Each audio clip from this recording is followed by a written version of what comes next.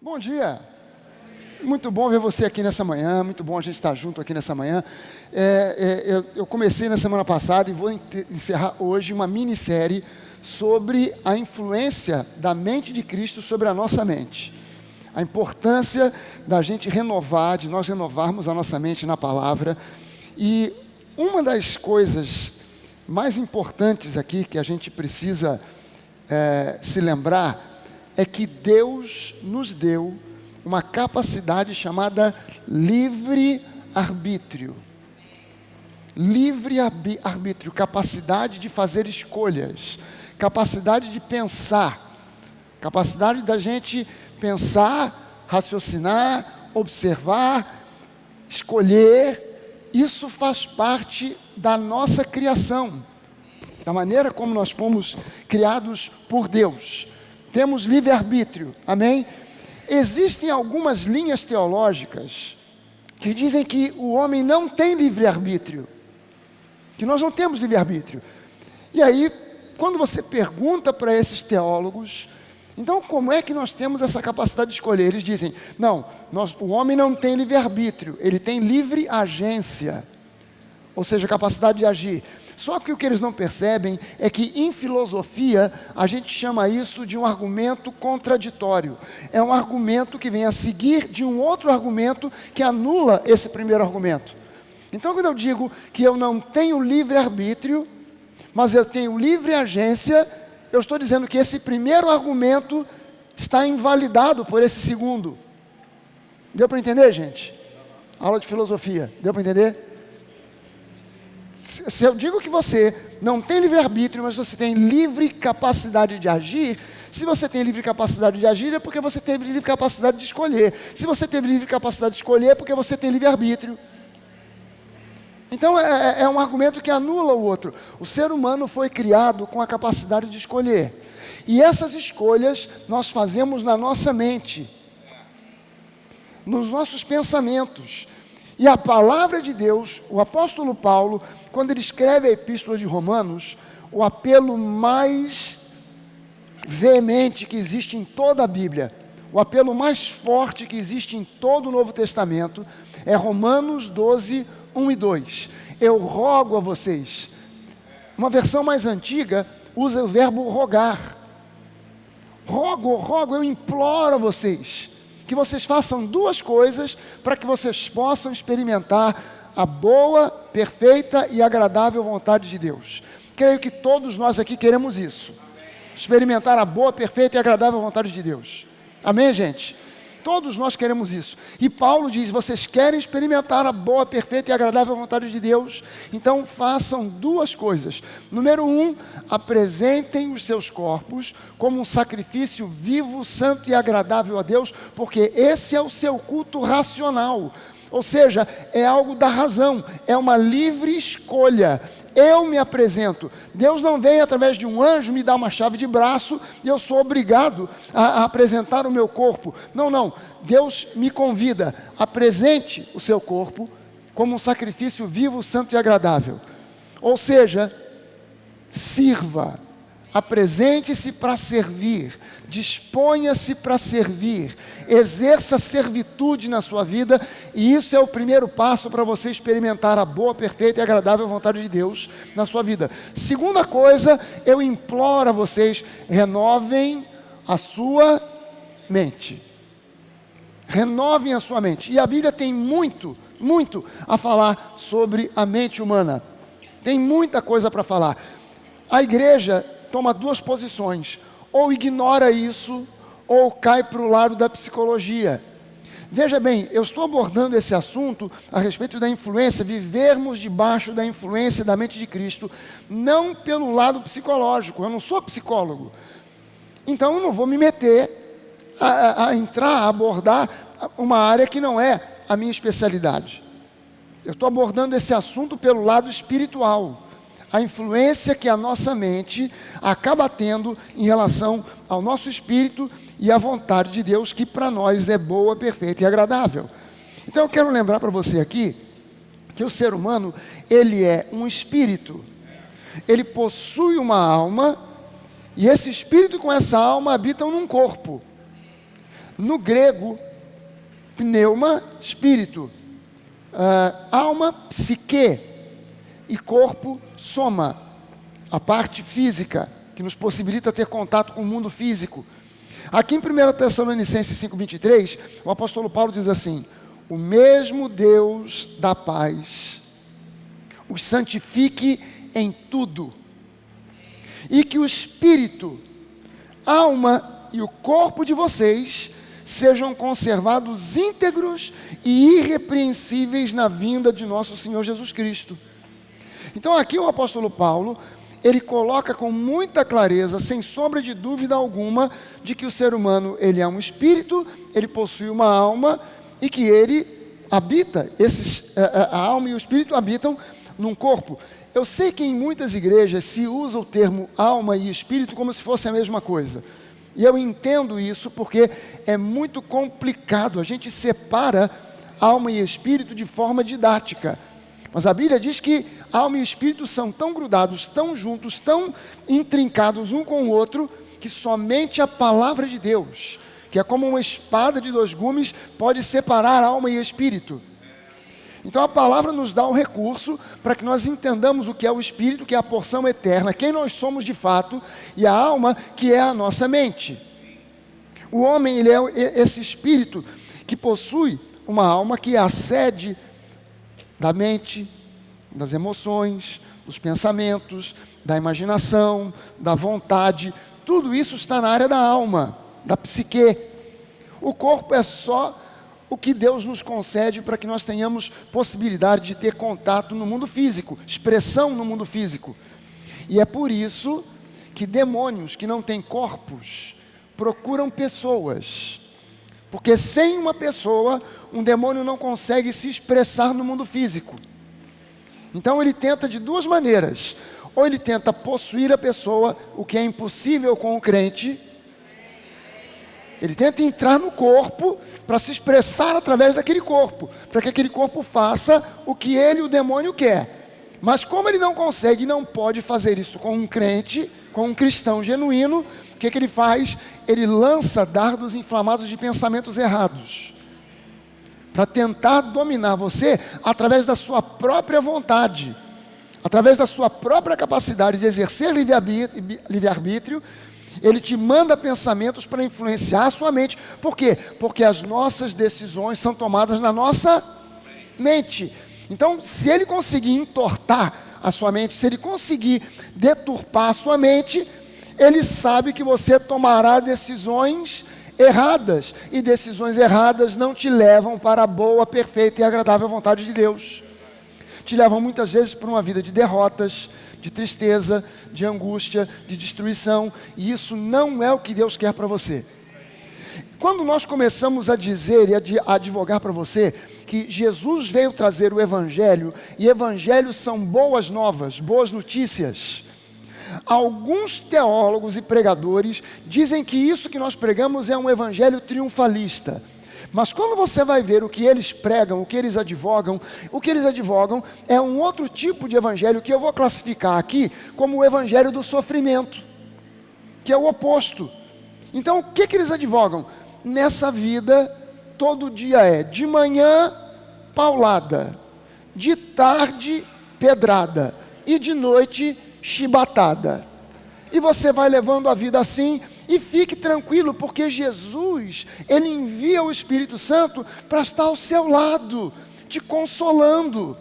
Se o papel do Espírito Santo, gente, é apenas estar do meu lado para me consolar, então o Espírito Santo não tem maior valor do que estar do meu lado, por exemplo, a minha esposa, pastor Jorge Daltro, algum dos outros pastores ou pastores da igreja, me consolando. Não, Fragalido, vamos lá, Deus é contigo. Então não desiste não, e você está levando paulada de manhã, pedrada de tarde, chibatada de noite, mas tem alguém do seu lado dizendo, mas a vida é assim mesmo, aguenta firme, no céu não terá mais paulada, nem pedrada, nem chibatada, e você fica agora na fila do arrebatamento. Paulada de manhã, pum, pedrada de tarde, pum, chibatada de noite, mas o arrebatamento vai acontecer a qualquer momento. Volta logo, Jesus. E essa vida é assim. Esse é o evangelho do sofrimento. Esse é o evangelho do sofrimento. Bom que eu saiba, sofrimento não é boa nova. Sofrimento não é boa notícia. No mundo a gente passa por aflições. Jesus não tapou o sol com a peneira. Ele não disse, olha, vocês vão viver no mar de rosas. Não, no mundo vocês vão passar por aflições, mas essas aflições são lutas, são problemas, são barreiras que vocês vão enfrentar e vocês vão vencer. Fiquem em paz, não tenham medo. Jesus disse, porque eu já venci o mundo. Então eu vivo debaixo da unção do vencedor. Quem tem a unção do vencedor aqui na sua vida, levante a mão e diga amém. Aleluia. Gente, espírito e alma são super ligados um com o outro, ao ponto de não dar para haver separação. Quando o homem morre, o espírito leva a alma junto, espírito e alma vão junto. Tem gente que vai perguntando, pastor, mas a alma vai para onde? Vai junto, não separa. Mas o senhor tem prova bíblica disso? Tenho. Jesus conta uma história que não é uma parábola, é uma história, a história do rico e do mendigo Lázaro. Todo mundo aqui conhece essa história. Lucas no capítulo 14, se não me engano, agora às vezes a gente mistura, mas no evangelho de Lucas, Jesus conta a história do rico, que a gente não sabe o nome dele, que Jesus por ética não citou o nome dele, mas no momento em que ele citou o nome do mendigo Lázaro e identificou alguém, deixou de ser parábola. Por quê? Poderia ser uma parábola, mas uma parábola é uma história impessoal, atemporal, que tem uma finalidade moral ou espiritual. Então Jesus não conta uma parábola, por quê? Porque ela não é impessoal, ela tem um personagem que ele bota um nome, é o mendigo Lázaro. Quando Jesus identifica Lázaro, então eu estou lembrando que é esse rico. Era o fulano que morava ali na esquina, naquele palacete, naquela casa imensa, naquele lugar maravilhoso. E o Lázaro estava lá todo dia, na escadaria, na porta, pedindo esmolas. E ambos morreram, e ambos, o rico sabia muito bem onde ele estava, ele olhou para o mendigo e identificou que era Lázaro, identificou que era Abraão, e se lembrava que tinha tido irmãos aqui nessa vida. E ele pediu, Abraão, manda o Lázaro vir aqui, para molhar minha língua com um pouquinho de água, porque aqui está um calor danado, está pior que Rio de Janeiro, 40 graus, está pior do que no verão do Rio, e o negócio aqui está fervendo, manda ele me dar um pouquinho de água. Ele reconheceu Lázaro, e Abraão disse, cara, sinto muito, mas quem está aqui não pode ir para aí, quem está aí não vem para cá, então tem um grande abismo entre nós. Então pelo menos manda o Lázaro voltar para avisar para os meus irmãos, para eles ficarem espertos, para não vir para o lugar onde eu estou. Sinto muito, querido, mas quem está aqui não vai lá, quem está lá vem para cá, mas quem está aqui não vai para lá. Pastor, mas a minha tia falou que conversou com a nossa avó, que morreu há 50 anos atrás. Vovó falou com ela. Não foi vovó, foi um demônio que vigiou, que sabia que a sua avó te chamava de bibelozinho.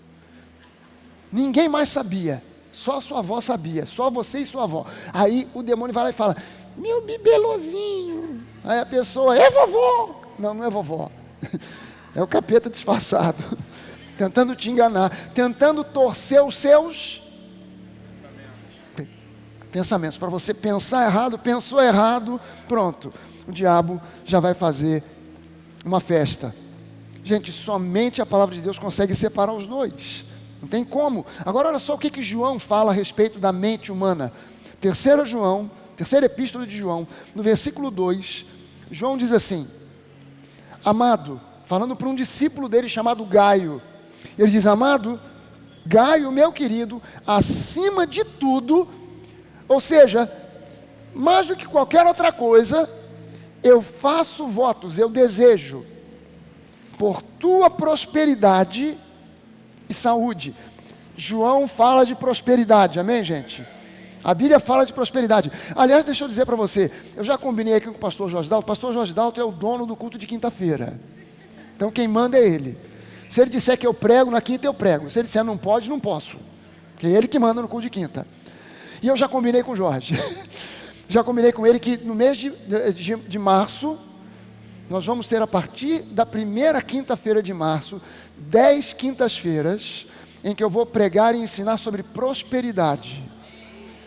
Serão 10 quintas-feiras, somente para quê? Para esclarecer sobre esse assunto, que muitas vezes a igreja do Senhor Jesus tem feito uma salada medonha, e aí diz, não é negócio de prosperidade, o evangelho da prosperidade.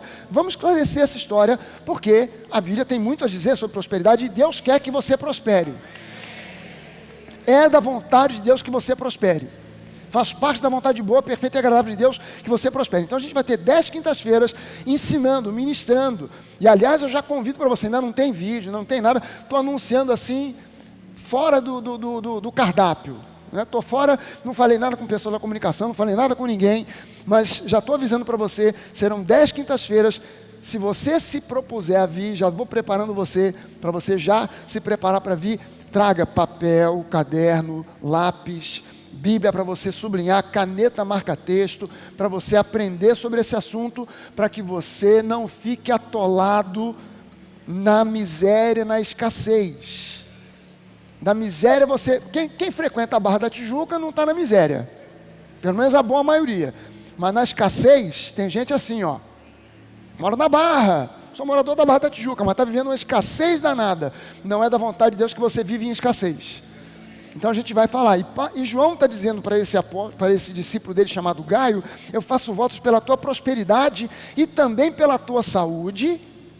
Então ele está falando sobre finanças, parte física agora, tua saúde, assim como é próspera, assim como eu vejo prosperidade na sua alma, assim como eu vejo prosperidade na sua mente, assim como eu vejo prosperidade nos seus sentimentos, assim como eu vejo prosperidade nas suas decisões.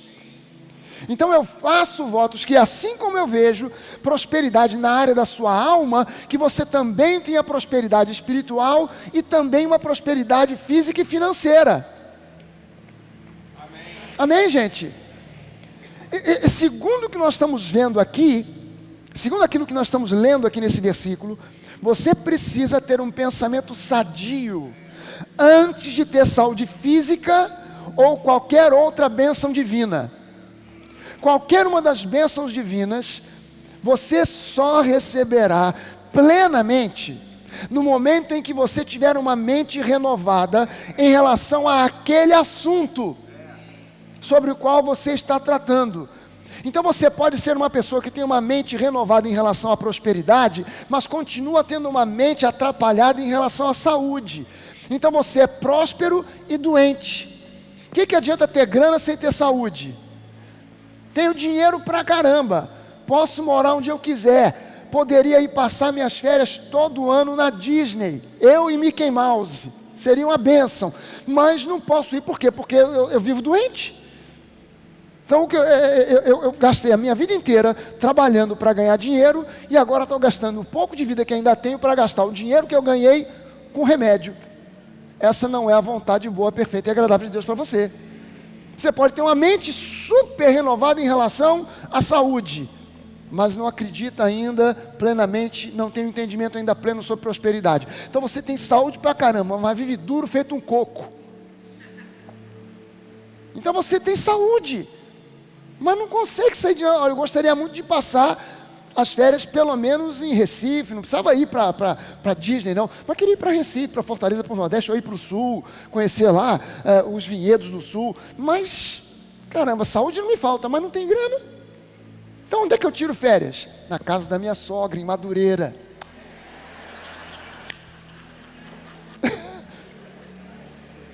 Você nunca, ouça isso e anote isso, você nunca prosperará além da condição da sua alma. Presta atenção no que eu estou dizendo. Não estou dizendo que você nunca prosperará além da condição do teu espírito. No teu espírito o problema já está resolvido. Você é uma nova criatura, você nasceu de novo, você tem um espírito agora que tem a natureza do próprio Deus, você já não tem mais a natureza pecaminosa. No teu espírito o problema já está resolvido. O teu problema hoje, ele está relacionado com alma e corpo, porque no espírito já está resolvido. Se você ainda não tem Jesus, não recebeu, não abraçou Jesus como seu Senhor e Salvador, então o teu problema é enorme. Mas se você já abraçou Jesus, já recebeu, porque a quantos o receberam, deu-lhes a autoridade, o poder de serem feitos e transformados agora em filhos de Deus. Então no seu espírito o problema já resolveu. Agora você precisa entender que você não vai prosperar além da condição da sua alma. Deixa eu ler para você um negócio aqui interessante. Um relato muito interessante. Olha só.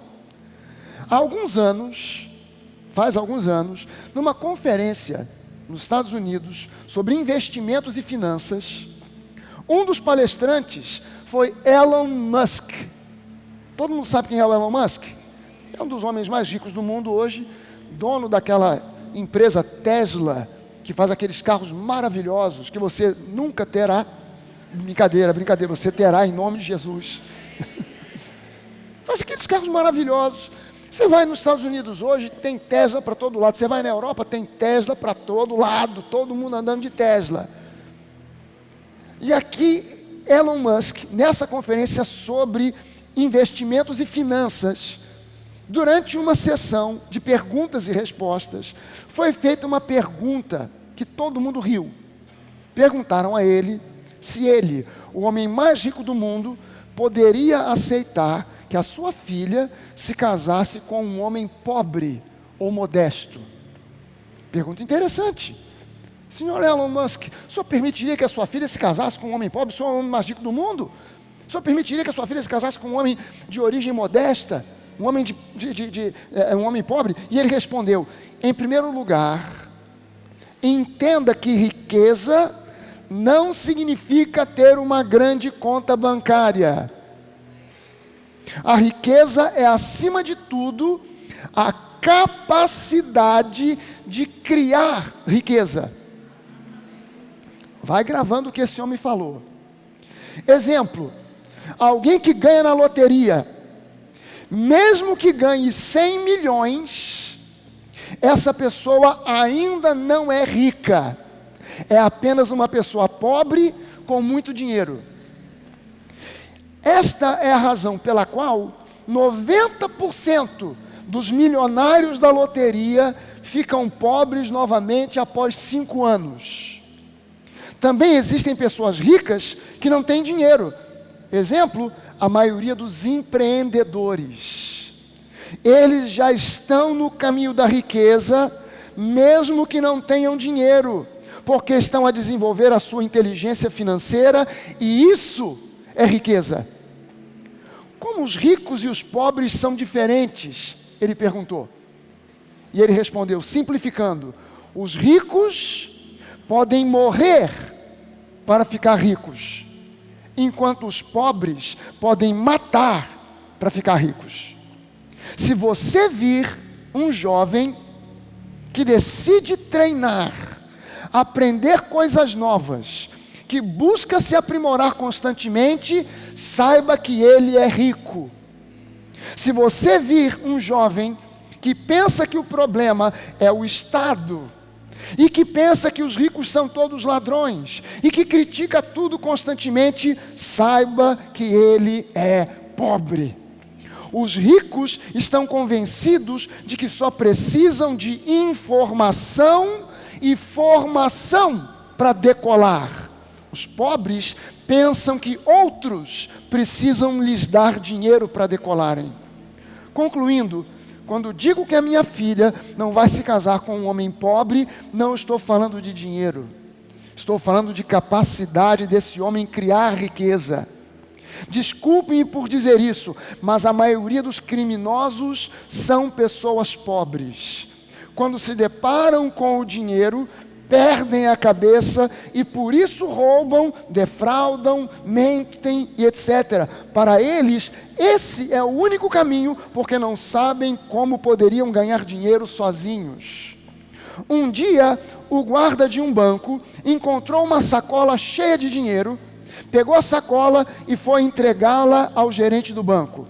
As pessoas passaram a chamar esse homem de idiota, mas na verdade ele era apenas um homem rico que não tinha dinheiro. Um ano depois, o banco ofereceu-lhe o cargo de recepcionista. 3 anos depois, ele foi gestor de clientes e 10 anos depois, gerente da gestão regional desse banco, supervisionou centenas de funcionários e o seu bônus anual ultrapassou o valor que ele poderia ter roubado. A riqueza é, acima de tudo, um estado de espírito. Então, você é rico ou é pobre?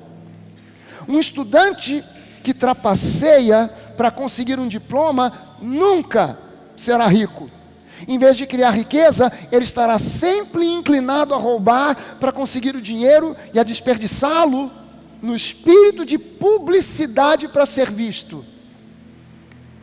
Sabe essa pessoa que tem paranoia de Instagram, de mídia social, que se perder 2 ou 3 seguidores, fica de cama? Sabe? Não sei quantos aqui tem Instagram. A gente vai ficando velho, fica meio por fora das coisas, né? Vai ficando meio por fora. Meu neto me perguntou: vovô, você tem Instagram? Eu falei: não, tem aspirina, Tenolol. Instagram não.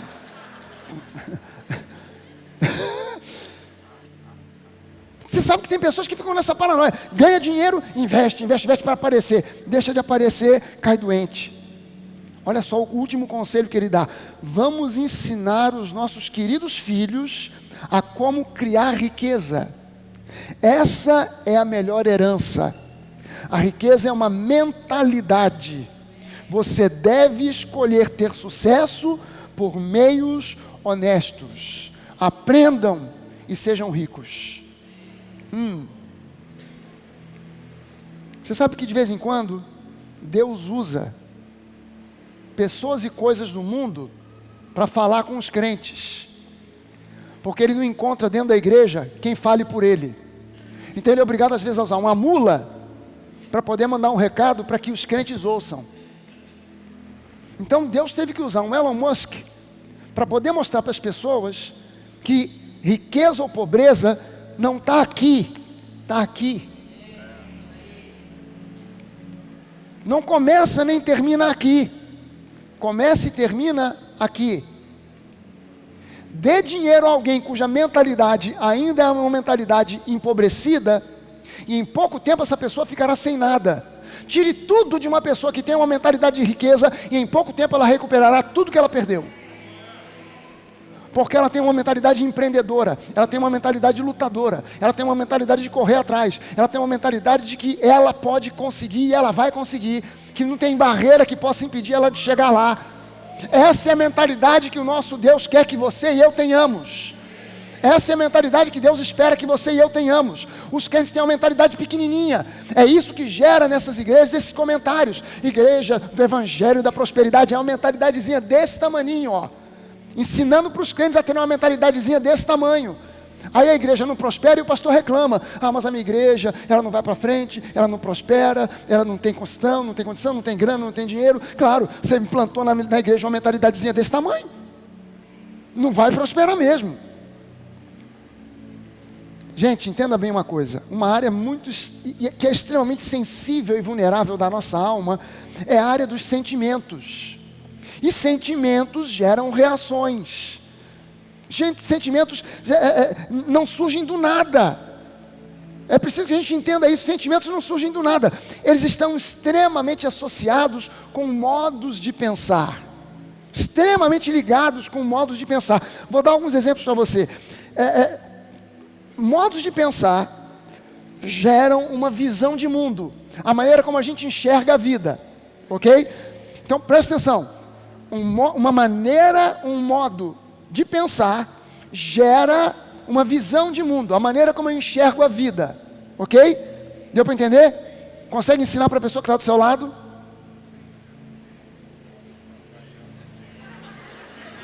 Então não entendeu, bulufa. Repita comigo: modos de pensar, visão de mundo, maneira de ver a vida. Modos de pensar geram visões de mundo, maneiras de enxergar a vida. Pegou agora? Fala para a pessoa que está perto de você. Entendeu? Só pergunta. Modos de pensar geram uma visão de mundo que gera comportamentos e hábitos. A sua visão de mundo, a maneira como você enxerga a vida, a perspectiva pela qual você enxerga a vida, gera os seus comportamentos e os seus hábitos. Gera o que você considera prioridade ou não. Dependendo da maneira como você enxerga a vida, certas coisas para você são prioridades, que para outras pessoas não significa nada. Você tem uma prioridade de vir à igreja no domingo pela manhã. Mas tem gente por aí que, olha, isso aí não significa nada, pelo contrário, até te critica. Por quê? Porque a sua visão de mundo é uma, a visão daquela pessoa é outra completamente diferente da sua. Ok? Então veja bem, há pessoas que, por exemplo, enxergam a vida, a perspectiva dessa vida, ela só pensa em doença. O que gera? Uma pessoa hipocondríaca. Sabe aquela pessoa que vai na farmácia, igual a gente vai no mercado? Você vai no mercado com uma lista de compra. Batata, berinjela, chuchu, peixe, camarão, carne, blá, blá, blá. E o camarada ali também faz uma lista de compra para ir na farmácia. Aspirina, Telenol, diazepam, Rivotril. Ele vai fazendo uma lista gigantesca. Remédio para prisão de ventre, um para soltar, outro para prender. Um remédio para urinar, outro remédio aqui para não sei o quê, para dormir, outro para acordar. Faz uma lista. E quando ele entra na farmácia, o balconista já conhece. Ô, seu Joaquim, tudo bem? Opa, tudo bom? Qual é a novidade que chegou aí? Tem alguma coisa para circulação? Para dor no peito, angina, tem alguma coisa nova? Só tem angina? Não, é para prevenir. Eu já vou tomando desde agora, porque se um dia tiver, eu já não tenho. Então, a visão de mundo dessa pessoa é uma visão que se faz pela perspectiva da pouca saúde. Tem aqueles que só pensam em termos de sorte e azar. São aqueles que se tornam supersticiosos. A igreja está lotada. A igreja do Senhor Jesus está lotada de gente com mente supersticiosa. Aí eu vou na corrente do sal grosso. Porque se eu pegar aquele pacote de sal grosso, a minha vida vai mudar. Eu vou na corrente do pacotinho de cimento ungido. Eu vi uma vez essa campanha, o pacotinho de cimento ungido. O que era o pacotinho de cimento ungido? Era um pacotinho para você construir sua casa própria. Eu preciso desse pacote, porque se eu pegar esse pacote e botar na sala lá de casa, o Espírito Santo vai abençoar e eu vou conseguir construir a minha casa. Aleluia! Essa pessoa, para ela tanto faz, na verdade, ela só evangelizou, ou ela só transformou num evangeliquez, aquilo que antes ela dizia, se eu tiver um pé de coelho, a minha sorte vai mudar. Se eu colocar uma ferradura atrás da porta, a minha sorte vai mudar. Aí eu não passo debaixo de escada, porque sabe como é que é. Passar debaixo de escada é um azar pro resto do ano. Ih, quebrou o espelho. Ih, 7 anos de azar. Aí essa pessoa se converte e ela muda apenas a maneira ou o foco da superstição dela. E agora ela tem uma superstição evangélica. Ela crê em sal grosso, rosa ungida, ela crê em pacotinho de cimento ungido. Ela só mudou. E ela não pensa em termos de bênção ou maldição. Ela pensa em termos de sorte e azar. Então, qualquer coisa de bom que acontece, antes dela dizer que bênção, ela diz, caramba, que sorte. Ou, quer dizer, que bênção.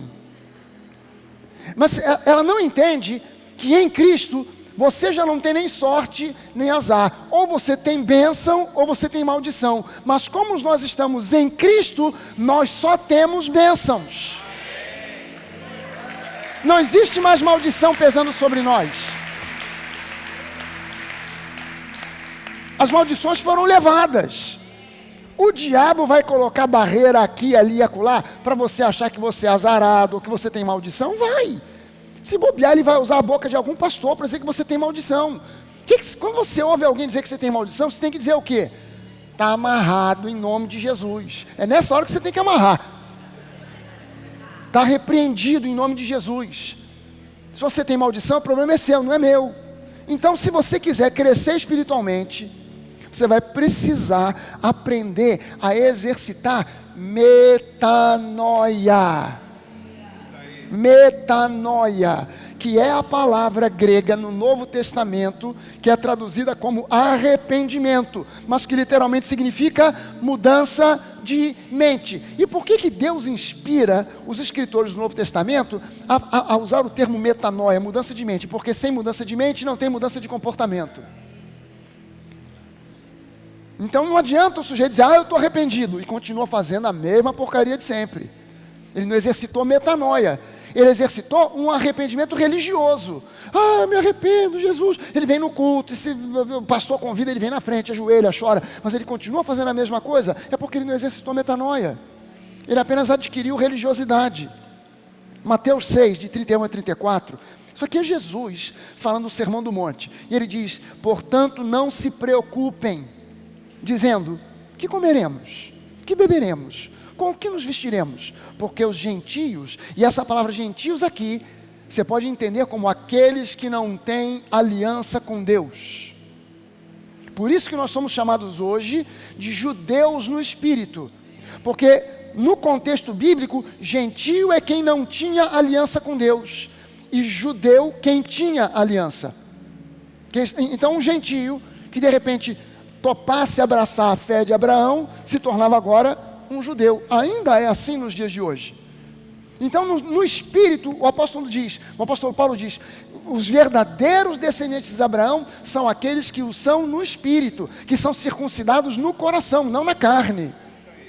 Então nós hoje somos descendentes de Abraão, porque os gentios, aqueles que não têm aliança com Deus, é que procuram todas essas coisas, que colocam isso em primeiro lugar, porque o Pai de vocês, que está no céu, Ele sabe que vocês precisam de todas estas coisas, mas busquem em primeiro lugar o reino de Deus e a sua justiça, e todas essas coisas lhes serão acrescentadas.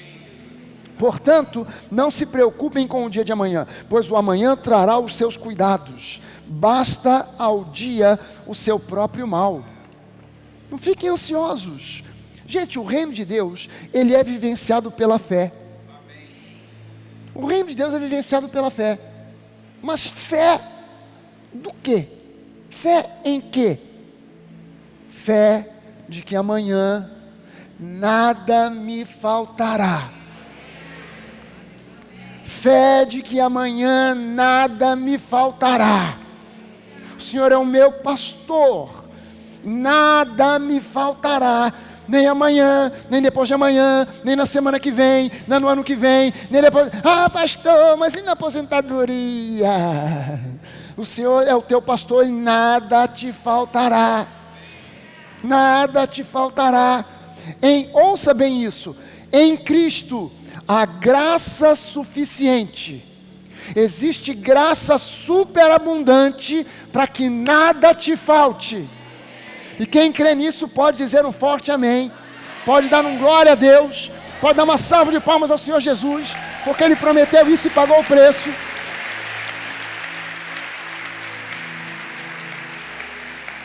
Gente, essa expressão que nós lemos aqui no discurso de Jesus, não se preocupem, na Almeida Revista e Atualizada, ele usa o termo não vos inquieteis. Já viu uma pessoa inquieta? Já viu uma pessoa inquieta e irrequieta? Já viu aquela pessoa que está numa situação que ela está doida que aquilo ali acabe e ela não para na cadeira, ela vira para um lado, ela vira para o outro. De vez em quando eu vejo aqui no culto isso. Estou olhando, estou vendo alguém que está irrequieto. Uma pessoa inquieta. A pessoa que está inquieta, que está ansiosa, que está preocupada. Existem duas fontes para inquietação, para preocupação. São duas fontes, só duas. Número 1, ser invadido por pensamentos de condenação por coisas do passado. Uma pessoa invadida por pensamentos de condenação por causa de coisas do passado se torna uma pessoa ansiosa e inquieta, preocupada. Ela não tem certeza da salvação. Ela frequenta uma igreja, mas ela não tem certeza se ela é salva. Então ela vive inquieta. E se Jesus voltar amanhã? Eu vou ou não vou? E se Jesus vier buscar a igreja? Eu não sei. Ela vive inquieta, preocupada. Então, a partir dessa preocupação, todas as outras vêm atrás. Então eu não sei se amanhã O pastor falou do Evangelho, que no Evangelho Jesus promete para nós uma vida abundante, mas eu não sei se eu terei, por quê? Eu não sei. E ela vive ansiosa. Eu não sei se eu vou conseguir, se eu vou conquistar, se eu vou avançar. E ela fica preocupada, ansiosa e inquieta. Essa é a primeira fonte, pensamentos de condenação por coisas do passado. Segunda fonte de inquietação é preocupação com o futuro. E amanhã? E quando eu ficar mais velho? E isso e aquilo? Porque eu vi uma reportagem ontem, no jornal, na televisão, mostrando lá os idosos abandonados nessas casas aí de repouso, sei lá de quê, e bota lá o idoso e ninguém vai visitar, e o idoso recebe visita de entre 10, 15, 20 idosos que estão naquela casa, recebe visita da família toda semana, o resto tem gente que vai uma vez a cada semestre, tem gente que só vai uma vez por ano, e os idosos ficam ali recebendo a visita da família de um outro. E agora, e o meu futuro, como é que vai ser? Vai ser assim? Tem idoso aí passando o Alzheimer, será que vai me pegar? Será que esse alemão vai me abraçar? E agora, não sei, bem que eu ontem já esqueci de um montão de coisa, acho que já está começando. E a pessoa começa a ficar preocupada com o futuro. É a segunda fonte de pensamentos que trazem preocupação e ansiedade. Dê uma olhada aqui no esquema, não sei se o pessoal vai conseguir projetar, do tabernáculo. O tabernáculo de Moisés está lá. O tabernáculo de Moisés era uma tenda, simplesmente isso, uma tenda, que era dividida, pode deixar projetada, era dividida em 2 espaços, aliás em 3. Do lado de fora, você está vendo essa cerca por fora aqui, aquilo ali delimitava o átrio, a parte de fora, aonde aconteciam os sacrifícios. Dentro da tenda mesmo, 2/3, ela tinha uma forma retangular, comprida, 2/3 da frente eram o santo lugar, aonde os levitas podiam entrar. Então você tinha quando você entrava, você tinha à sua esquerda o menorá, aquele candelabro de 7 pontas, à sua direita a mesa com 12 pães da propiciação, e em frente você tinha um altar de incenso e uma cortina grossa, espessa, que separava o último terço daquela tenda, que era o Santo dos Santos. Agora veja bem o seguinte, ali naquele espaço, do lado de fora, você tinha o altar de sacrifício. Então ali era um lugar de agitação, era um lugar de trabalho, era um lugar onde não parava o dia inteiro. Os levitas não paravam o dia inteiro. Era gente fazendo ovelha, trazendo bode, trazendo alguma ave, um pombo, alguma ave própria para o sacrifício, e os levitas sacrificando, e pegando o sacrifício, jogando no altar de sacrifício, que era uma baita de uma fogueira, e queima sacrifício, e mata bicho, mata novilho, mata ovelha. Era um lugar de extrema agitação. Mas quando o sumo sacerdote entrava no Santo dos Santos, ele saía do átrio, passava pelo santo lugar e entrava no Santo dos Santos. Olha aqui, o Santo dos Santos só tinha uma coisa no Santo dos Santos: a Arca da Aliança. Acho que tem um outro slide com a projeção da Arca da Aliança. Era a única coisa que tinha lá dentro, e não tinha uma vela, nada, mas o lugar era iluminado, mais iluminado do que o santo lugar que tinha o menorá. Por quê? Porque entre as asas daqueles 2 querubins havia uma nuvem, uma pequena nuvem, a nuvem Shekinah, a nuvem da presença de Deus. Se você quisesse encontrar com Deus naquele tempo, se estivesse em qualquer canto do planeta, você tinha que viajar para Israel, o país, o lugar mais santo de toda a terra. Em Israel você tinha que ir a Jerusalém, o lugar mais santo de todo Israel. Em Jerusalém você tinha que ir ao templo, o lugar mais santo de toda Jerusalém. No lugar mais santo, no templo, você teria que entrar no Santo dos Santos, que era o lugar mais santo de tudo quanto fosse possível, porque ali é onde estava a presença de Deus irradiando luz, porque o nosso Deus é um Deus não de trevas, mas de luz. Nesse lugar havia absoluta calma e paz.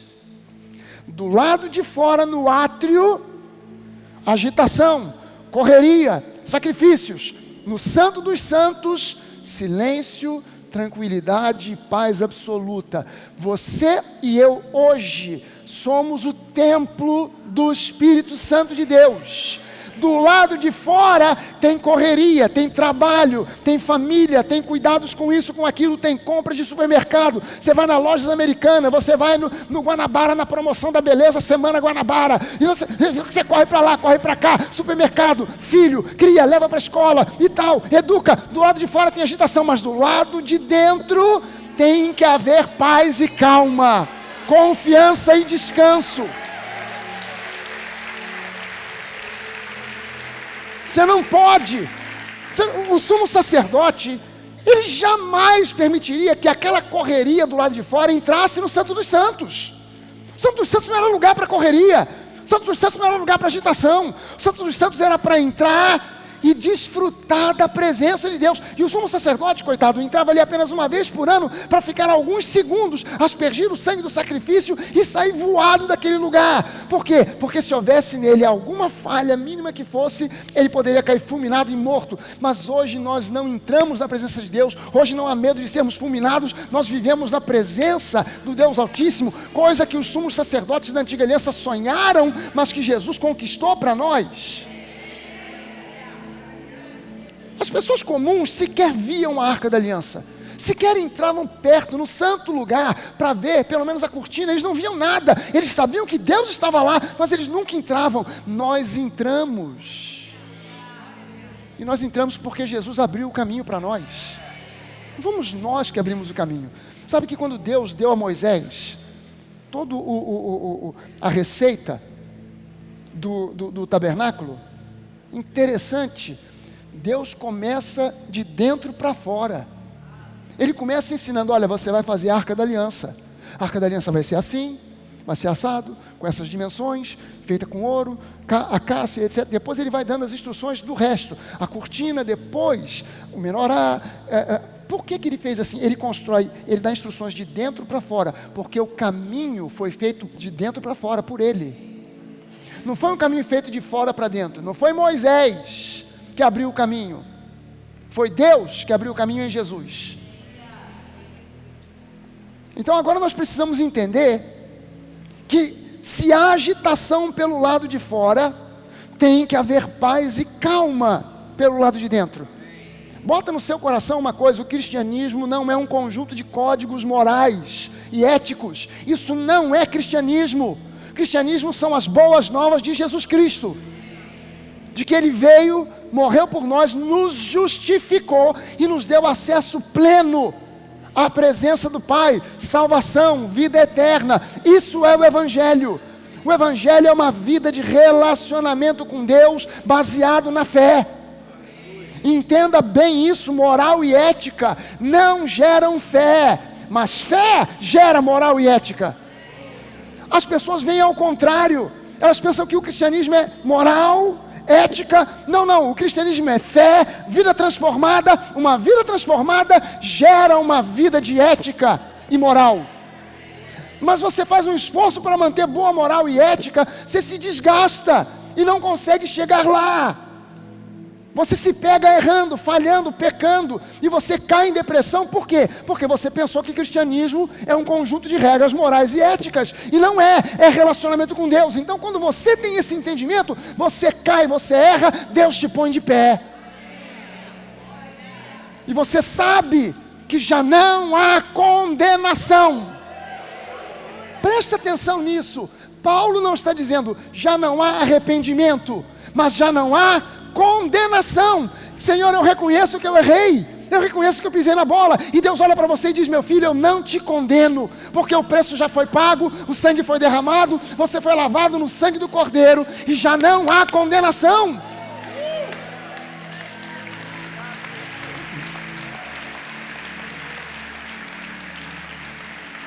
Quem manda a condenação? E aonde ela se estabelece? Quem manda a condenação é o diabo, e ela se estabelece na sua mente. No seu espírito não há condenação. Seu espírito continua santo, irrepreensível, Então eu preciso aprender a pensar os pensamentos de Deus. Deixa eu ler para você aqui Isaías 26, versículo 3. Isaías 26, 3. Na Nova Almeida atualizada diz assim: Tu, Senhor, não o homem, não o meu vizinho, não o meu terapeuta, mas Tu, Senhor, conservarás em perfeita paz aquele cujo propósito é firme, porque ele confia em Ti. Deixa eu ler isso para você na King James, a versão inglesa, diz assim: Tu irás manter em perfeita paz aquele cuja mente está firmada em Ti, porque ele confia em Ti. Olha como diz o Tanakh. O Tanakh é o Antigo Testamento dos judeus. O Tanakh diz assim: aquele que confia em Ti, Tu o proteges com paz. Paz, dupla paz. No hebraico está assim: shalom, shalom. Aquele que confia em Ti, Tu o proteges com shalom, shalom, pois ele confia em Ti. Na versão contemporânea diz assim: Tu conservarás em paz aquele cuja mente está firme em Ti, porque ele confia em Ti. A versão amplificada diz assim: Tu irás guardar e manter em perfeita e constante paz aquele cuja mente, com suas inclinações e caráter, está firmada em Ti, porque ele está comprometido contigo, se apoia em Ti e espera confiantemente em Ti. Uau, essa versão amplificada para mim arrebentou. Arrebentou. Aquele que tem uma esperança em Ti, que está comprometido contigo, que tem um compromisso contigo. Quem está comprometido com Jesus aqui? Amém. Isaías 30, 15 diz assim: porque assim diz o Senhor Deus, o Santo de Israel, na conversão e no descanso, na conversão e no descanso está a salvação de vocês, na tranquilidade e na confiança reside a força de vocês. Mas vocês não quiseram. Isso aqui na verdade era um lamento que Deus estava fazendo através da boca de Isaías com relação ao povo de Israel. Olha, é na tranquilidade, é na paz, é no descanso que vocês vão encontrar força, que vocês vão encontrar caminho, que vocês vão encontrar apoio e suporte. Mas vocês não quiseram. Você está entendendo o que Deus está dizendo? Que Ele te oferece paz, Ele te oferece prosperidade, Ele te oferece saúde, Ele te oferece do bom e do melhor, mas você tem que querer. Você não pode ser como aquela criança que na hora do almoço ou da janta a gente vem com a colher cheia de comida e a criança: não quero. É comida. Se não comer, vai dar ruim. Tem que comer. Mas a criança não quer. Então eu preciso crescer e amadurecer para não depender de mais ninguém ficar botando comida na minha boca e eu dizendo: não quero, agora eu quero. Ah, pastor, mas Deus me deu uma buchada. Para você deu buchada, para mim Ele deu filé mignon. Quem é que pode dizer para mim também? Aleluia. Não foi buchada de bode não. Me perdoe quem gosta de buchada de bode, tenho nada contra o bode, nem contra a buchada. Mas, por favor, se você me chamar para almoçar ou jantar na sua casa, faça qualquer coisa menos uma buchada de bode. João 14, 27. Olha o que Jesus diz: deixo com vocês a paz. A minha paz lhes dou. Não lhes dou a paz como o mundo a dá. Que o coração de vocês não fique angustiado nem com medo. Esses são os pensamentos de Deus e devem se tornar os seus pensamentos. Ouça bem o seguinte: hoje, nos dias que nós estamos vivendo, tudo nos convida a sermos competitivos. A gente tem que ter o melhor carro, a gente tem que ter a melhor casa, a gente tem que ter a melhor roupa, a gente tem que ter os melhores filhos, a gente tem que ter o melhor Instagram, a gente tem que ter o maior número de seguidores. Tudo nos convida ao estresse, e isso aí rouba a nossa paz. Esse estilo de vida rouba a paz de qualquer um. Ah não, eu tenho que ter um carro novo. Por quê? Você está precisando? Não, porque o vizinho comprou um novo. Porque o meu cunhado comprou um BMW. Então agora eu tenho que ter um Land Rover. Porque eu não posso ficar atrás do meu cunhado. Porque o meu cunhado, ele vem com o BMW, ele já olha para mim e dá um sorriso assim, maligno, diabólico. Então eu não posso ficar para trás. Ah não, eu estou morando aqui no subúrbio, mas eu tenho que morar na Barra. Por quê? Porque a Barra é a Barra da Tijuca. Eu tenho que morar na Barra da Tijuca. Gente, todo mundo aqui veio de longe pra caramba. Não vem com essa conversa para mim não, que você veio de longe. Você pode morar na Barra, mas você já morou longe. Você pode estar morando na Barra hoje, mas você já morou longe. Você não gosta nem de falar. Teve uma época que eu morava no Meia. Eu dizia, moro no Meia. Mentira, eu morava no Caxambi. Mas dizia que era Meia. Por quê? Porque o Meia ainda é mais elegante. O teu nome é feio, Caxambi. Que nome feio. Caxambi. Gente, a maioria de nós veio de longe pra caramba. Progrediu na vida, melhorou um pouquinho, vamos mudar pra Barra. Mas tem gente que quer mudar pra Barra, por quê? Não, porque é Barra. Eu tenho que morar na Barra, é a Miami brasileira. Tem que morar na Barra. Então, e a pessoa gasta o que ela tem, o que ela não tem, porque ela não tem, na verdade, é paz. Ela não tem sossego no seu espírito. Gente, ter sucesso é bom. Todo mundo quer ter sucesso, mas ter paz é melhor e é mais importante. Lembre-se que a mente é um campo de batalha. E ali o inimigo vai lançar pensamentos de dúvida, de insegurança, de inferioridade e de qualquer outro tipo de coisa que possa roubar a sua fé e a sua paz. Sabe, o profeta Ezequiel foi um profeta do exílio babilônico. Ele profetizou um monte de coisas e ele não viu a realização das suas profecias. Tudo que Ezequiel profetizou só veio se concretizar 50 anos depois da sua morte. Mas olha só o que Ezequiel falou sobre o sacerdócio levítico restaurado. Ele visualizou, Deus mostrou para ele, vai haver uma restauração. O meu templo vai ser reconstruído em Jerusalém, e os levitas vão voltar a ministrar. Mas Ezequiel, diga para eles, desde agora, o que eu espero deles, o que eu quero dos levitas, o que eu estou aguardando, o que eu quero promover, para um genuíno encontro de adoração. Olha só, Ezequiel 44, versículo 15 ao 18, diz assim: mas os sacerdotes levitas, os filhos de Zadok, que cumpriram as prescrições do meu santuário, quando os filhos de Israel se desviaram de mim, eles se aproximarão de mim para me servirem.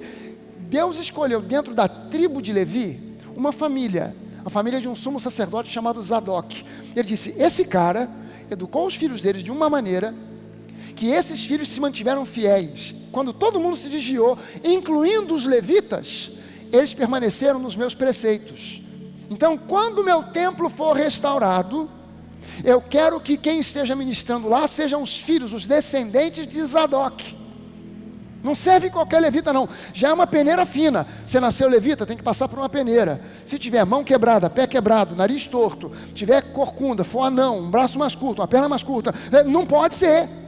Tiver problema de pele, não pode ser levita, não pode ser sacerdote. Pode ser levita, mas não pode ser sacerdote. Passou pela peneira, agora tem que ser filho também da família de Zadok.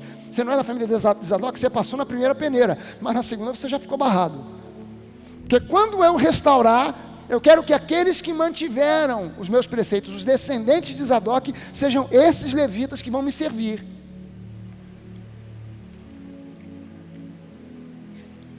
Eles estarão diante de mim para me oferecerem a gordura e o sangue, diz o Senhor.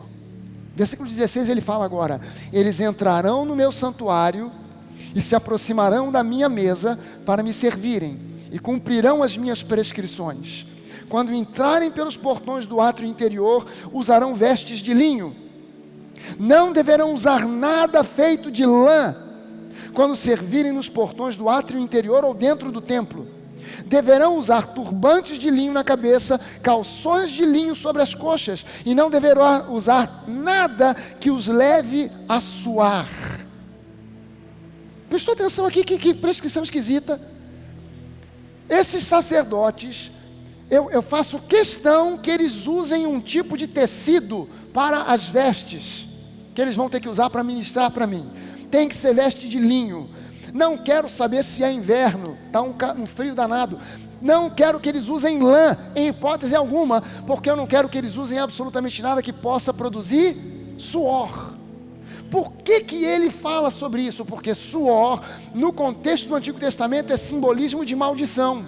Quando você vai no livro de Gênesis, quando Deus vê Adão, depois do pecado, ele diz: Adão, por tua causa, a terra está amaldiçoada. O homem nunca foi amaldiçoado. Deus não amaldiçoou o homem, Deus amaldiçoou a terra. Por tua causa a terra é amaldiçoada, e agora com o suor do teu rosto, você vai extrair o teu sustento dela.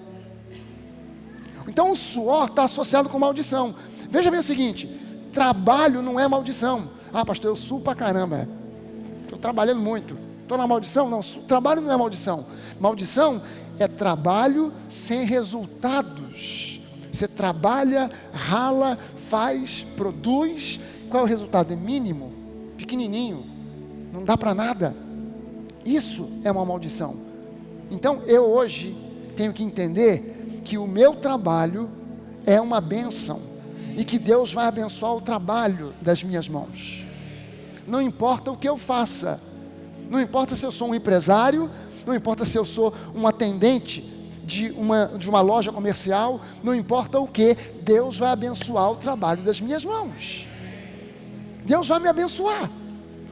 Mas, o suor aqui, quando você dá uma olhada agora na história do Novo Testamento, Jesus nos redimiu de toda a maldição na cruz do Calvário. Mas antes disso, Ele nos redimiu de toda enfermidade na flagelação, porque pelas suas feridas nós fomos sarados. Mas antes disso ainda, no jardim do Getsemane, é o primeiro lugar onde na Bíblia inteira se fala sobre o sangue de Jesus sendo derramado, e não foi derramado sobre alguém, foi derramado sobre a terra. Jesus em agonia, orando, a Bíblia diz que Jesus estava em agonia orando, e até ele pedia: Pai, se for possível, passa de mim esse cálice. Jesus não estava sofrendo agonia própria, a agonia de Jesus era a sua agonia, a minha agonia. Jesus estava ali nos substituindo. Pensar que Jesus estava ali com medo da cruz é uma tolice, porque aquilo foi planejado com Ele e o Pai antes da fundação do mundo. Não foi no momento em que Jesus foi pego de surpresa: a cruz, eu não esperava por isso. Jesus esperava sim, e Ele anunciou aos discípulos: vocês fiquem bem alertas, porque o Filho do Homem vai ser entregue nas mãos das autoridades. É necessário que o Filho do Homem seja levantado, assim como a serpente foi levantada por Moisés no deserto. O Filho do Homem será levantado, e todo aquele que olhar para o Filho do Homem será salvo.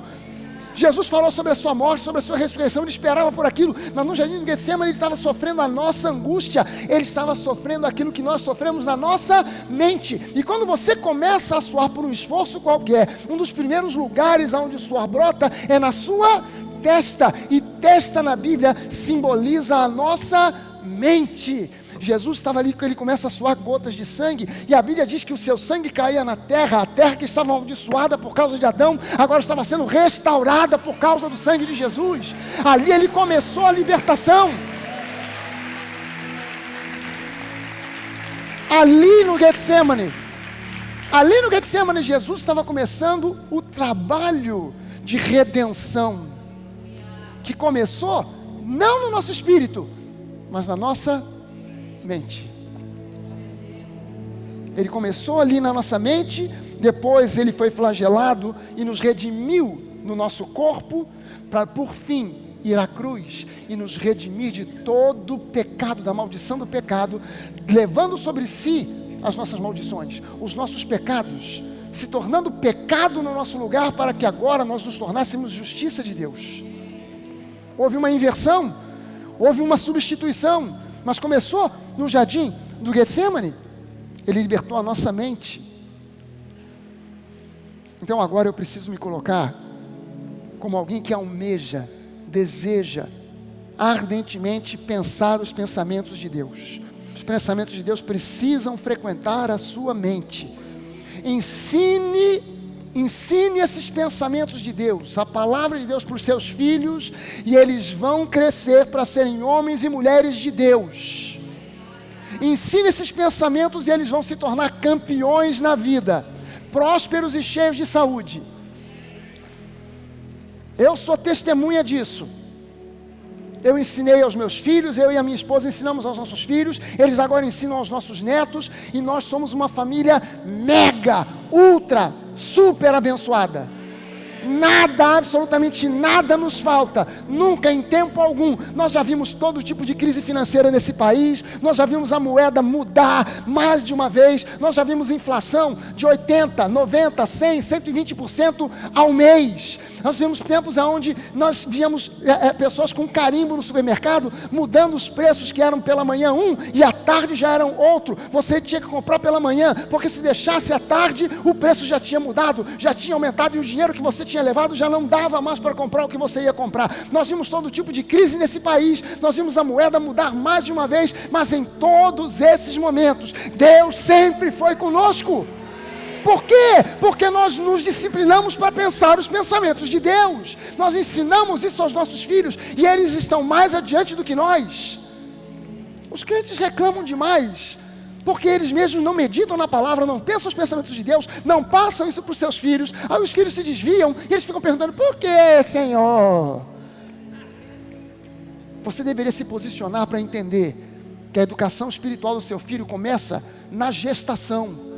Não começa quando ele tem 5, 10, 15 anos de idade. Começa na gestação, quando um pai e uma mãe impõem as mãos sobre uma barriga grávida, uma barriga de gravidez, uma barriga que está com o útero aumentando. Ele impõe as mãos e declara: esse meu filho, ainda não sei se vai ser menino, se vai ser menina, se vai se chamar João, se vai se chamar Maria, mas vai ser uma bênção, vai ser um abençoado, vai crescer e vai nascer com saúde, vai ter paz, vai ser bem sucedido em tudo o que fizer. Amém, gente? Interessante que no Getsemane Jesus suou gotas de sangue, mas depois os soldados o prenderam, e antes dele ser flagelado, colocaram na cabeça dele uma coroa de espinhos. E espinhos, na Bíblia, dê uma olhada na parábola de Marcos capítulo 4. Marcos capítulo 4, a parábola do semeador, fala de uma semente que não prosperou, porque caiu num terreno, e quando brotou, encontrou em cima de si um monte de espinhos. E Jesus, quando explica a parábola para os discípulos, ele diz: aqui caiu no terreno espinhoso são aqueles que receberam a palavra, mas vêm os problemas, as lutas, as dificuldades do dia a dia e sufocam a semente, e ela não produz nada. Jesus não disse são aqueles que são incrédulos, não, aqueles que creram. A palavra caiu no coração, mas as preocupações, a ansiedade, preocupação com riqueza, sei lá mais o que, com as coisas materiais, fez com que aquela semente fosse sufocada. Você sabe o que é um espinho? Se você olhar uma planta que tem espinho, rosa, cacto, o espinho nada mais é do que uma folha que enroscou para compactar, para reter umidade. Se você pegar uma rosa e começar a regar, uma rosa plantada, claro, num vaso, mas uma rosa plantada, começar a regar, aquele espinho, mais cedo ou mais tarde, vai abrir e vai virar uma folha, vai desabrochar. O que você precisa fazer para que os espinhos de preocupação e ansiedade, que te cutucam, que te machucam, abram, desabrochem e deixem de ser espinhos e passem a ser folhas? Você precisa regar com a palavra, com a água da palavra, com a água da palavra, com a água da palavra. Há pessoas indo a campanhas, indo a correntes, pensando que ali vai ter a solução do problema, quando a solução do problema está na mão dela. A palavra. A palavra, regue a sua mente com a palavra, com a água da palavra, e os espinhos vão deixar de ser espinhos, e vão se tornar folhas, para uma árvore verdejante. Amém, gente? Você pode ficar de pé?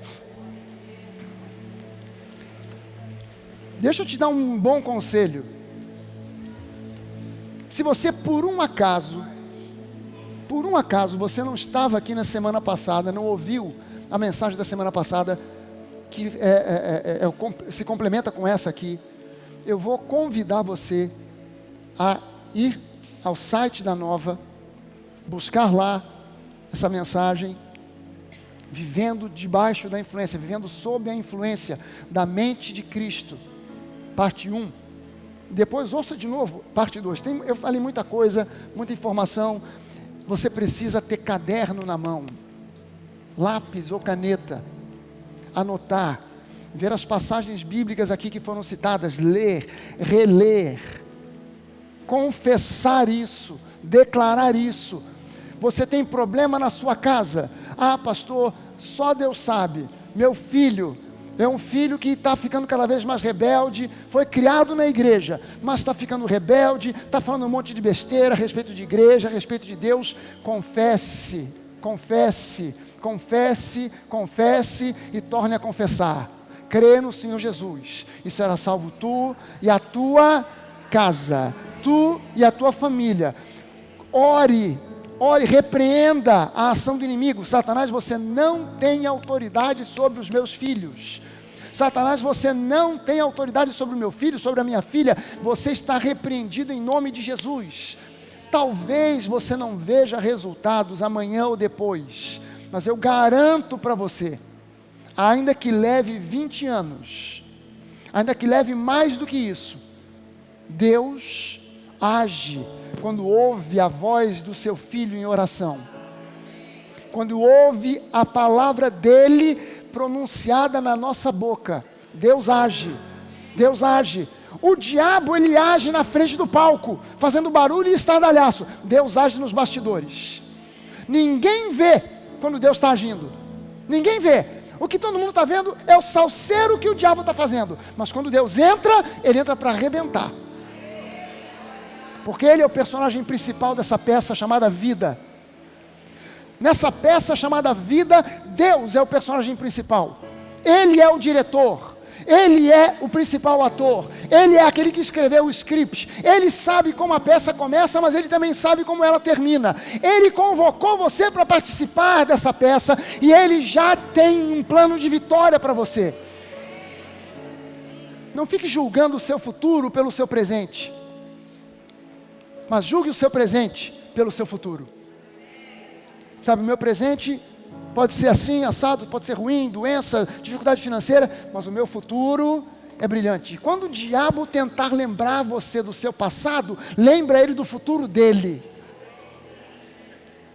Seu Satanás, é verdade, eu fiz isso, fiz aquilo, pisei na bola, mas o seu futuro, não preciso nem de ler a mão da cigana, eu já vou te dizer qual é. É o lago de fogo e enxofre, safado. Tu não tem saída, nem remédio, nem escape. Eu sou salvo, você não é nada. O diabo é um nada, e você não pode ficar encolhido de medo, porque o diabo vai fazer. Você tem que se posicionar e saber, eu estou em paz, porque o meu Pai Celeste, Ele me escolheu, Ele me chamou. E Deus não fez uma escolha errada. Deus não olhou e disse, ih, caramba, errei. Era para ter chamado o Ronaldo, mas chamei foi o Jorge Daltro. Ih, caramba, errou. É porque estava perto um do outro, aí era para cá, errei, fui para lá. Não. Você não está aqui por um acaso. Você está assistindo pela internet? Você não está assistindo isso aqui por um acaso. Você não está acompanhando isso aqui, você está assistindo num vídeo. Esse vídeo não foi parar aí para você por um acaso. Me mandaram o link. Aí eu fui abrir de curiosidade. Você não abriu de curiosidade, você abriu porque Deus tinha um plano para a sua vida. Cabe a você agora saber o que você vai fazer com esse plano que Deus estabeleceu para você antes da fundação do mundo. Você pode rejeitar esse plano, ou você pode abraçar e dizer, cara, Deus está me chamando. Eu vou entrar nesse trilho aí, porque pelo que eu estou ouvindo esse pastor falar, ele parece meio maluco, mas o que ele está falando faz sentido. E eu quero essa vida abençoada que ele está falando aí. Eu não quero mais viver do jeito que eu estou vivendo, não. Limitado. Eu não quero mais viver amarrado, preso. Não quero mais viver essa vida medíocre. Eu quero progredir espiritualmente, emocionalmente, financeiramente, familiarmente. Eu quero progredir. Quem quer progredir? Amém.